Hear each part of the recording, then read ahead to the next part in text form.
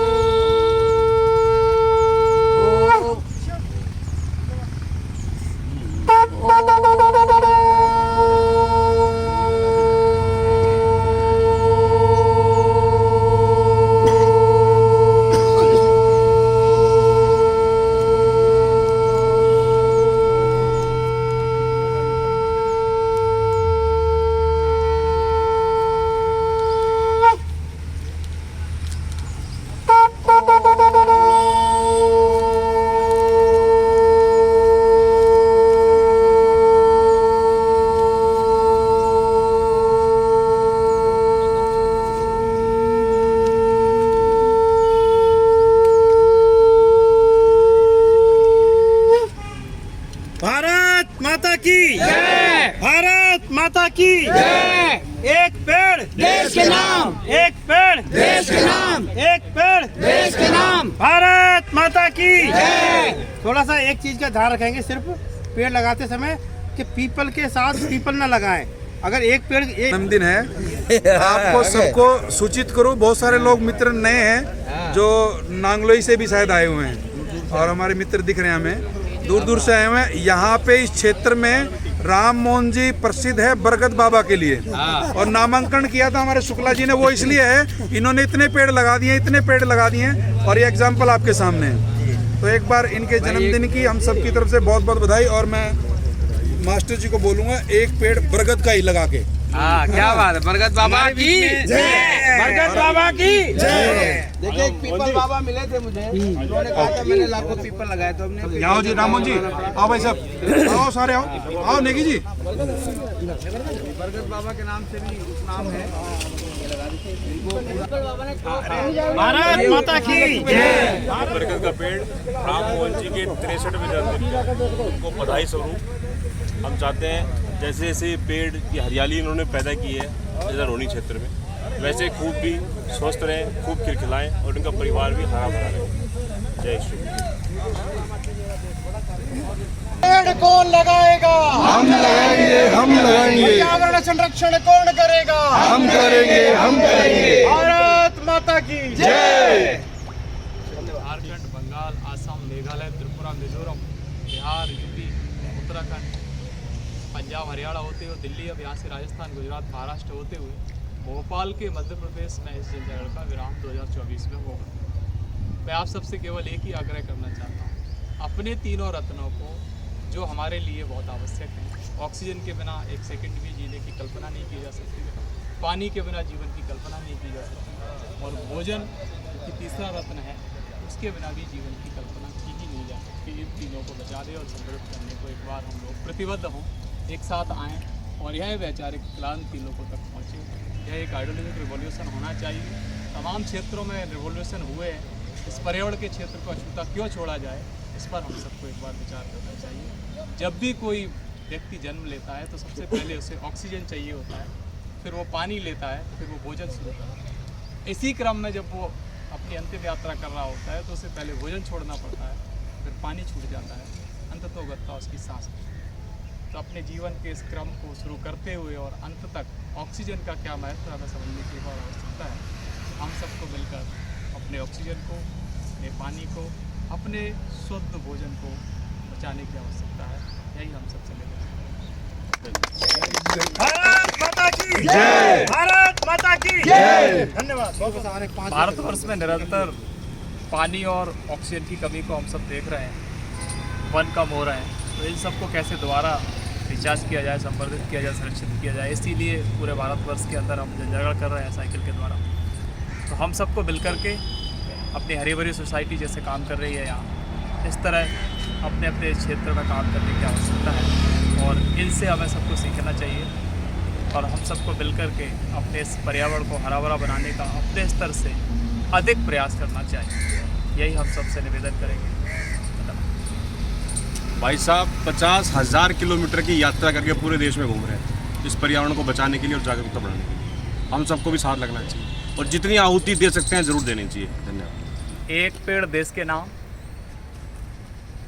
इस मुहिम को लेकर के एक एम्बुलेंस का कॉन्सेप्ट दिल्ली के अंदर चल रहा है। हमारे हरा भरा सोसाइटी के सारे सदस्य इस काम को करने में अपनी अग्रणी भूमिका निभा रहे हैं। तो इनसे हम सबको सीखना चाहिए कि पेड़ पौधों के प्रति कितने ज़्यादा समर्पित और सजग हैं ये लोग। हम लोग कहीं पर भी कभी भी पेड़ काट देते हैं। हम बिल्कुल भी भावनात्मक और संवेदनशीलता उन पेड़ों के प्रति नहीं रखते जितनी हमें रखनी चाहिए, क्योंकि पेड़ ही हैं जो हमें छाया और ऑक्सीजन देते हैं। अभी मैं धूप में खड़ा हूँ, मुझे लग रहा है किसी पेड़ के नीचे होता तो मुझे छाया और ठंडक मिल रही होती। तो यह सबको पता है, लेकिन उसके प्रति हम कितने प्रतिबद्ध हैं, कितने संवेदनशील हैं, ये कहीं ना कहीं इस चीज़ में कमी आई है। इसको हमें दोबारा से एक बार विचार करने की आवश्यकता है। हम सबको मिलकर के अपनी सोसाइटी को, अपने समाज को, अपने देश को हरा भरा रखने का एक प्रयास करने की आवश्यकता है। एक पेड़ देश के नाम, एक पेड़ देश के नाम, एक पेड़ देश के नाम। भारत माता की जय। भारत माता की जय। भारत माता की जय। धन्यवाद। मैं कभी पहले न गया था, न ऐसी कल्पना थी कि मैं इस रूप में यहाँ पहुँचूँगा, साइकिल से जाऊँगा और ऐसे पूरे देश की यात्रा करने निकलूँ। तो वहाँ से केरल, कर्नाटका, आंध्र, उड़ीसा, इन सब रास्तों से फिर मुझे निकलना था। रूट पहले से बना हुआ था पूरे देश का, अभी भी बना हुआ है। मुझे पता है कि मैं किस डायरेक्शन में जाऊँ, योजना हो गई थी पूरी अच्छे से। अनुभव ये रहा कि दक्षिण भारत के लोग हैं, उनका सोचना बहुत अलग है। वो मनुष्य को मनुष्य मानते हैं। यदि किसी भी तरह का भेद उनके बीच में न डाला, वो अपने हित के लिए काम नहीं करते, वो केवल अपना नॉर्मल काम करते हैं, मतलब जो उनकी जिम्मेदारी है उतना ही वो काम करते हैं। ऐसा उनके बीच में रह करके नहीं देखा। मतलब एक तरह से कहेंगे वो स्वार्थी लोग, सेल्फिश नहीं। यहाँ पे जैसे अन्य जगहों का ट्रेंड है कि किसी को भी मार दो, कुछ भी कर दो, हमारा फायदा हो गया। मतलब इस तरह वो नहीं सोचते। और मैंने लोगों के बीच पर्यावरण की बात की है तो मुझे तो सारे लोग अच्छे मिले कि पर्यावरण में किसी भी तरह का ऐसा भेद है नहीं, सांस सबको लेनी है, सबको ही नेचर के साथ रहना ही, तो वही बात मैं निरंतर बोलता हुआ है। तो बाकी जो अन्य अनुभव अन्य तरीके के वो तो मैं आपको बता नहीं सकता क्योंकि मुझे मिले नहीं, क्योंकि मुझे तो एक ही परसेप्शन के साथ काम करना था, उसी तरह के अनुभव मेरे पास हैं। सबसे अच्छा एनवायरनमेंट असम का है, वहाँ का नेचर बहुत सॉफ्ट है। उसका एक कारण भी है कि आसाम के अंदर जो पहाड़ है वो मिट्टी के हैं। सिलचर से कच्छ से कछार तक एक कॉरिडोर बना हुआ है और जिसे राष्ट्रीय सुरक्षा राजमार्ग कहते हैं। तो वो लास्ट जो है उसका सिलचर, कछार जिला है, उसको सिलचर कहते हैं। सिलचर उसकी राजधानी, कैपिटल है, डिस्ट्रिक्ट हेडक्वार्टर। तो सिलचर पहुंचने से पहले एक एरिया आता है, वहाँ सड़क बनती है तो बन ही नहीं पाती, मतलब नेचर से इतना लड़ रहे हैं हम, वहाँ कंस्ट्रक्शन नहीं कर पा रहे। जब से वो योजना शुरू हुई है तब से लेके अब तक वहाँ कामयाबी नहीं मिली है सड़क बनाने, बनती है फिर रह जाती है, बनती है फिर रह जाती है। वो बड़े लेवल के प्रोजेक्ट चल रहे हैं, कई कंपनियां काम कर करके वहाँ से थक हार के वापस आ रही। तो वहाँ हमने देखा बिना बारिश के भी इतनी हरियाली है, इतनी हरियाली है कि इतना हेल्दी वहाँ पर मतलब ऑक्सीजन का लेवल है कि वहाँ ऐसा लगता है कि यहीं रहो इस अंदर, मतलब वहाँ से बाहर आने का मन ही नहीं किया। और जब मैं साइकिल चलाता हूँ तो पहाड़ों में और जंगलों में मुझे बहुत आनंद आता है, वहाँ थकान बिल्कुल भी नहीं होती। मैं प्लेन रोड पे थक जाता हूँ लेकिन वहाँ नहीं थकता। जैसे मैं ऊपर चढ़ा फिर मैं नीचे उतरा, ऊपर चढ़ने में मुझे लगेगा 1 घंटा, नीचे उतरने में लगेगा 2.5 मिनट या 5 मिनट, 10 मिनट। तो 1 घंटे चढ़ने के बाद 3 मिनट का जो आनंद है, 5 मिनट का जो आनंद है, बहुत अद्भुत है। तो जो पूरी चढ़ाई का जो थकान का जो वो था ना शरीर के अंदर, एक आ जाता है कि थक गए, वो 5-10 मिनट में पूरा उतर जाता है। तो चढ़े और उतरे तो वो थकान जैसा हुआ बॉडी में, तो वो निकल गई उतरते का। तो वहाँ मतलब एक तरह का एक्सरसाइज भी है और उसका सुख भी है। तो नेचर का असली सुख यही है कि हम थके और श्रम हमारा चला जाए। श्रम आएगा और जाएगा, वही स्वस्थ मनुष्य के लिए जरूरी है। तो हम फिट कैसे रहें, श्रम करें, थकेंगे, डीप स्लीप होगा तो हम रिलैक्स होंगे। तो ये भी एक यात्रा का ही अनुभव है। घर बैठे तो मैं ऐसा कर नहीं सकता था, साइकिल से गया था भी ऐसा हुआ। और लोगों ने मुझे बहुत स्नेह दिया, जो मैंने आपको अभी शेयर भी किया था। मतलब एक लोगों ने पूछा था कि आपके साथ कोई विरोध या पैसा है नहीं, शायद वो चले गए, किसी ने आपके साथ अपोज किया हो संवाद करते समय या जाते आते थे। मैंने कहा अपोज का तो छोड़ो, स्नेह इतना दिया कि मैं उसकी कल्पना नहीं कर सकता। मैं एक सामान्य सा आदमी, किसान परिवार से आता हूँ, गाँव में रहता हूँ। स्वयंसेवक कितना ताकतवर होता है वो तो स्वयंसेवक खुद ही जानता है, कमज़ोर सा आदमी होता है सब तरह से, लेकिन एक स्वयं व्यवस्था के साथ मिलकर रहता है, एक संगठन में शक्ति होती है। वो शक्ति तो है लेकिन एज ए इंडिविजुअल कुछ भी नहीं, एज ए इंडिविजुअल में भी कुछ भी नहीं। तो मुझे इतना सम्मान लोगों ने दिया एक छोटे से विचार को लेकर मैं निकला, तो ये भी बहुत बड़ा अनुभव है। जब हम किसी भी अच्छे काम को निकलते हैं तो उसमें लोग साथ आ जाते हैं, ये भी एक बहुत अच्छा अनुभव है। आप जो काम कर रहे हैं समाज के अंदर तो आपको रिस्पेक्ट मिल रही है, मिलनी भी चाहिए। जो भी लोगों ने अच्छा समाज के लिए काम किया है, छोटा सा हो या बड़ा हो, उसमें लोगों को रिस्पेक्ट और उसके काम की सराहना जरूर लोगों ने की। तो ये अनुभव है। कोई यूनिक तरीके से काम कर रहा हूँ पूरे देश में? एक है थोड़ा एक्सपीरियंस। केरल के विभाग संयोजक जी है हमारे, सुरेश जी, उनको वन मित्र का अवार्ड दिया वहाँ की गवर्नमेंट। उन्होंने क्या किया, उनका एक घर है, उसको पूरे आसपास जंगल से कवर कर दिया। 1100 के ऊपर पेड़ उन्होंने अपने घर के आसपास लगाए। 10-20 पेड़ में ही घर पूरा छाया से ढक जाएगा। 1100-1200 पेड़ लगाने के बाद तो जंगल ही बन जाएगा। तो उनकी 2 बेटियां हैं, दोनों ही पढ़ाई करती हैं, अच्छी एजुकेटेड है, उनकी पत्नी और वो, बेटे नहीं। तो वो पूरा परिवार उस अपने जंगल को केयर करता है और उस जंगल के अंदर नए नए औषधीय पेड़ और बड़े बड़े पेड़, छोटे बड़े सब तरह के पेड़ों को वो लगाता है। और वो समाज के अंदर एक आइडल बन गए हैं। पूरे केरल के अंदर वन मित्र का अवार्ड उनको मिला है, तो केरल के लोग उन पर रिस्पेक्ट। और तमिलनाडु में भी बहुत सारे ऐसे लोग हैं जो पर्यावरण के लिए काम कर रहे हैं। कुछ लोग ऐसे भी मिले जो सोचते तो अच्छा है लेकिन उसमें ज़्यादा समय नहीं दे पाते, लेकिन जो लोग काम कर रहे हैं उनको सपोर्ट करते हैं। हमारी गतिविधि भी यही करती है, पूरे देश के अंदर हर जिले में गतिविधि है, तो गतिविधि में उन्हीं लोगों को जोड़ा जाता है जो समाज के अंदर पर्यावरण के लिए अच्छा काम करे। तो हम लोग निकाल के भी लोगों को ला रहे हैं ताकि वो मैसेज लोगों तक पहुँचे। और मेरा भी ऐसा ही मानना है, पूरे देश की जब यात्रा का श्रृंखला बनेगी तो हर जिले के कुछ लोग जो पर्यावरण के क्षेत्र में इनिशिएटिव ले रहे हैं उनके प्लेटफॉर्म पर कैसे लाया जाए ताकि उनकी बात एक जगह से केंद्रित होकर जन जन तक कैसे पहुँचे। तो उनके स्थानीय ज़िले के लोग, उस प्रांत के लोग, उस प्रदेश के लोग उनको देखकर कुछ अपनी एक्टिविटीज़ में भी सुधार लाएँ। तो ये भी एक अनुभव होगा और मिल भी रहा है। तो ज़िले वाइज जो भी लोग मुझे पर्यावरण के लिए काम करने वाले मिल रहे हैं उनकी एक बड़ी श्रृंखला भी तैयार होगी। ये एक अलग कलेक्शन है जी, उसका अनुभव आप ये थॉट कैसे आया? बहुत बढ़िया, एक बार तालियां जोरते ये तो एक बहुत छोटा सा बेसिक कॉन्सेप्ट है।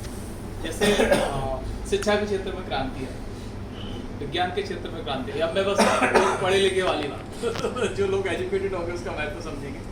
शिक्षा के क्षेत्र में क्रांति आई, मेडिकल के क्षेत्र में क्रांति आई, इंडस्ट्रियलाइजेशन हुआ, डेवलपमेंट हुआ, विकास हुआ, जो भी हुआ।